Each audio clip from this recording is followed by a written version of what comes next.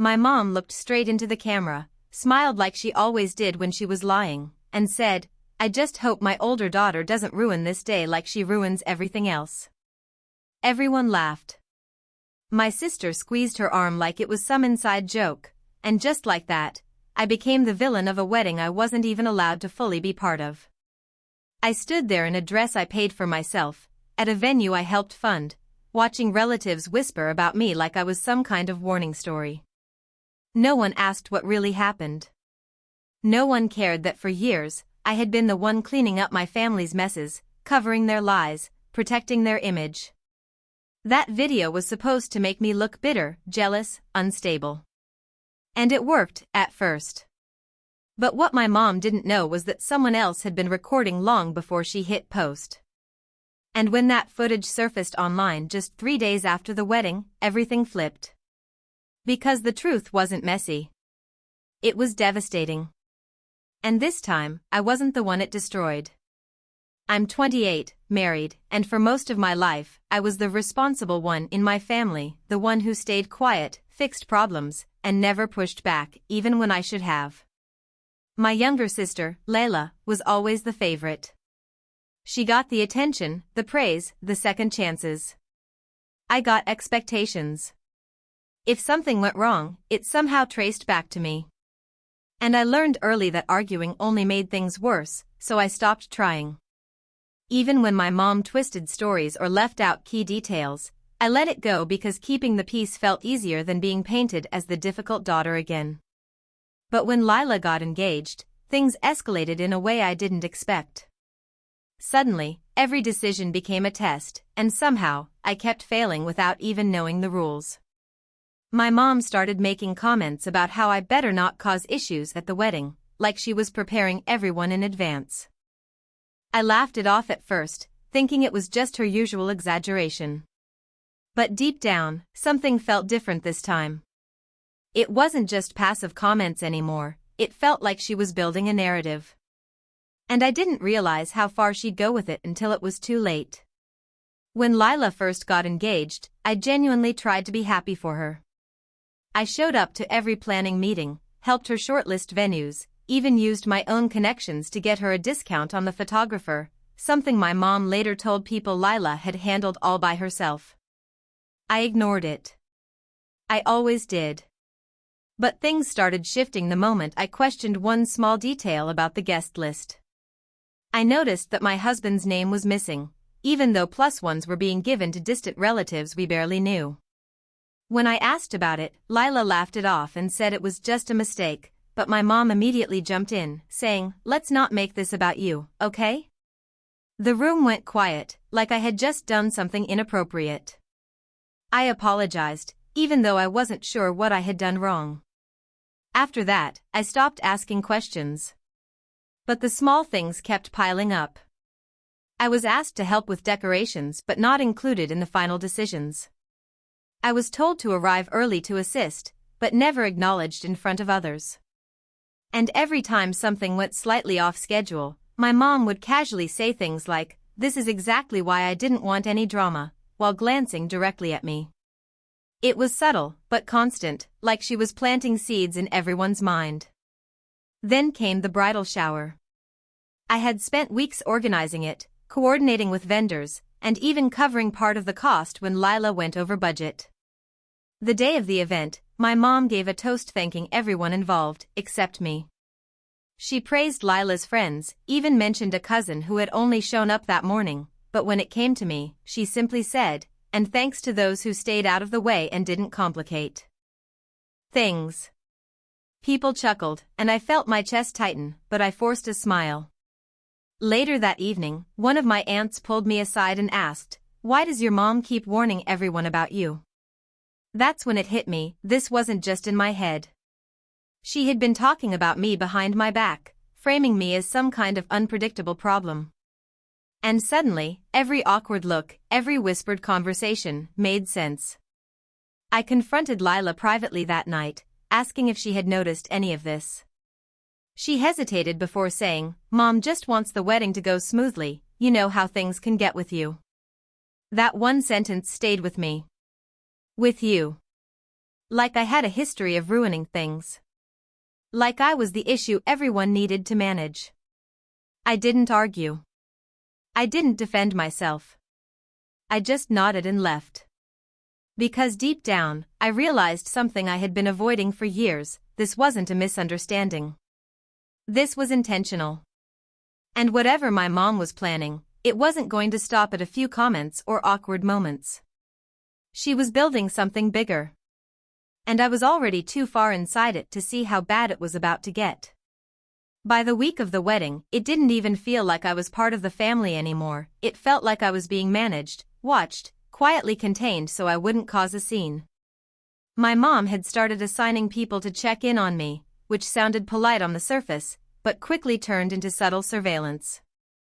My cousin stayed glued to my side during rehearsals. My aunt kept asking if I was okay in that tone people use when they expect you to break down, and every time I stepped away for a moment, I'd come back to hushed conversations that stopped the second I walked in.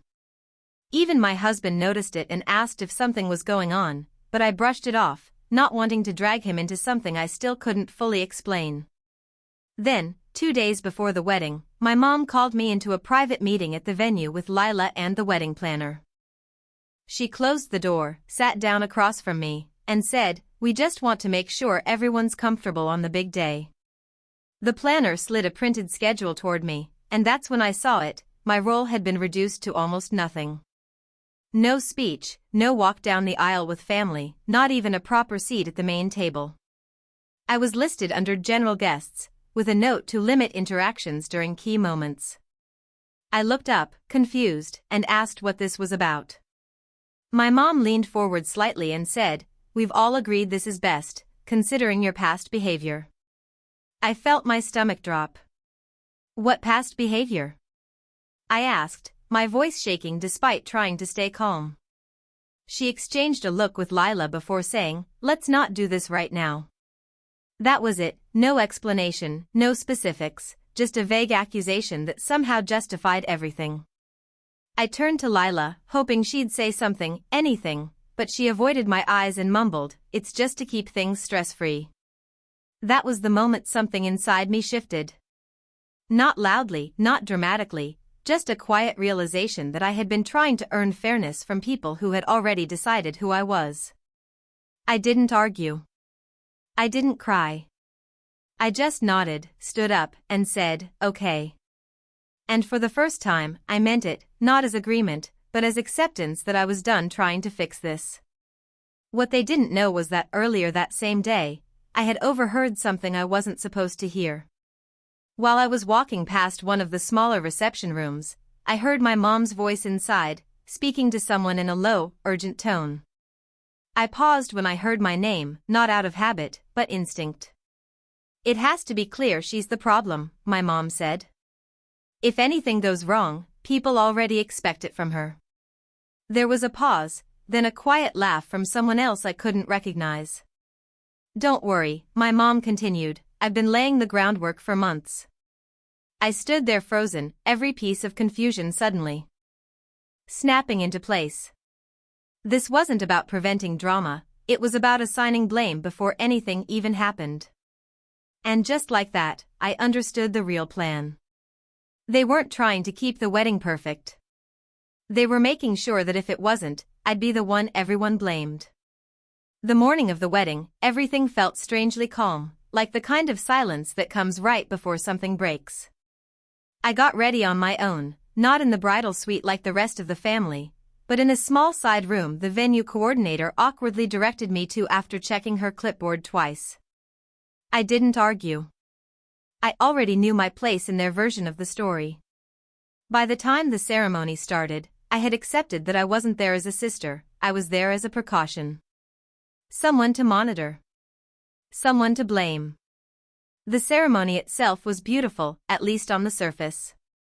Lila looked perfect, my mom played the role of the proud, emotional parent flawlessly, and guests smiled like they were watching a picture-perfect family. But underneath it, I could feel the tension directed at me, like people were waiting for me to do something wrong. Every time I shifted in my seat or glanced at my phone, I caught someone watching. It would have been suffocating if I still cared about proving them wrong. But I didn't, not anymore. What they didn't know was that I had made a quiet decision the night before after hearing my mom's conversation. I wasn't going to defend myself. I wasn't going to confront anyone. I was going to let them play out whatever narrative they had built, and then I was going to let the truth speak for itself. Because the one thing my mom had overlooked, in all her planning, was that she wasn't the only one who had been documenting things. Months earlier, when her comments first started becoming more pointed, my husband had suggested I start keeping records, messages, voicemails, anything that felt off. At first, it felt excessive, even paranoid. But I did it anyway, quietly saving everything without telling anyone. And over time, it became something more than just a precaution. It became evidence. Screenshots of texts where my mom warned me not to embarrass the family, emails where she subtly excluded me from decisions, even a voice note she accidentally sent me instead of Lila, saying, "As long as everyone sees her as unstable, we're fine." I never responded to any of it. I just kept it. And then, the night before the wedding, after overhearing that conversation at the venue, I added one more thing, a short audio clip I managed to record from outside that room, just enough to capture her saying, "It has to be clear she's the problem." I didn't know exactly how I would use it yet, but I knew one thing for certain, I wasn't going to let them control the ending of this story. So during the reception, while everyone laughed, danced, and celebrated what they believed was a flawless event, I sat quietly, waiting. Not for something to go wrong, but for the right moment to let everything they'd built start falling apart on its own. The moment came sooner than I expected, and it didn't start with me, it started with my mom. Halfway through the reception, just after dinner, she stood up with a glass of champagne and asked for everyone's attention. The room quieted instantly. She smiled, glanced toward Lila, then over at me, and said, "Before we continue, I just want to say how proud I am of how smoothly everything has gone today, especially considering the challenges we were worried about." A few people chuckled, and I felt the familiar shift in the room, eyes moving toward me, subtle but unmistakable. Then she continued, "Family events can be complicated, and sometimes we have to make difficult decisions to protect moments like this." It was subtle enough to sound polite, but clear enough that everyone knew who she meant. That was her final move, planting the conclusion she had been building toward for months, right in front of everyone. I could have stayed quiet. I almost did. But then something unexpected happened. The DJ, who had been coordinating speeches and media for the evening, leaned toward me and whispered, "Hey. I think there's a mix-up with one of the video files someone submitted earlier. It's labeled under your name, do you want me to check it before I play it?" For a split second, I froze.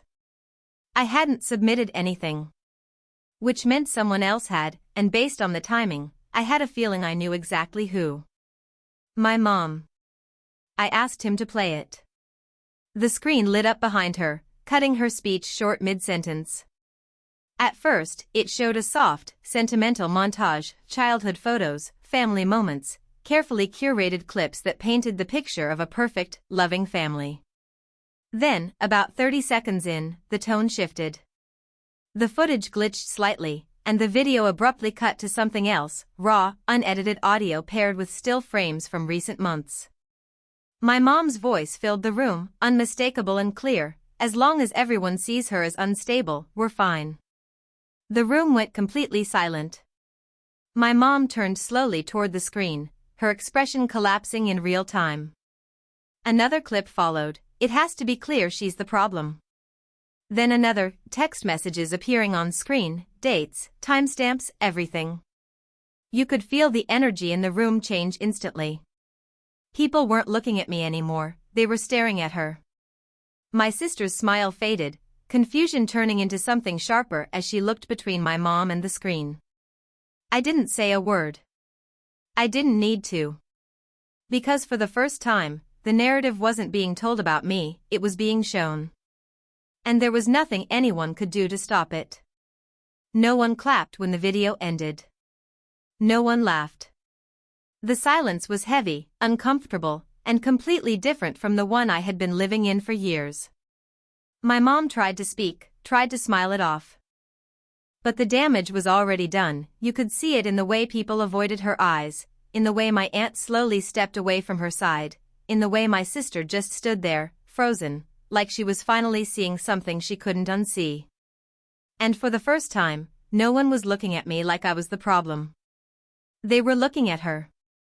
I didn't argue, didn't explain, didn't even stay. I simply picked up my bag, found my husband, and walked out of that reception with a calm I had never felt before. The next morning, that same video was everywhere, shared, reposted, dissected, and the story my mom had spent months building collapsed overnight. People reached out, apologized, asked questions. I didn't answer most of them. I didn't need to. Because the truth had already done what I never could. And that was enough. If you've ever been made the villain in someone else's story, hit subscribe. Because sometimes, karma doesn't need help, it just needs time.